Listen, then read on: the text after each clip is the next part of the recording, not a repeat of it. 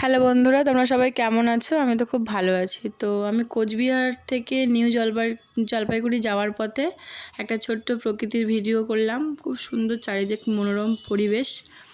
চারিদিকে বড় বড় ভুট্টার গাছ রয়েছে। আর শীতের শেষে আলু তোলা হয়েছে। আলুর বস্তাগুলো এক সারিভাবে সাজানো, দেখতে তো খুব সুন্দর লাগছে। তোমরাও দেখলে বুঝতে পারবে, খুবই ভালো লাগছে।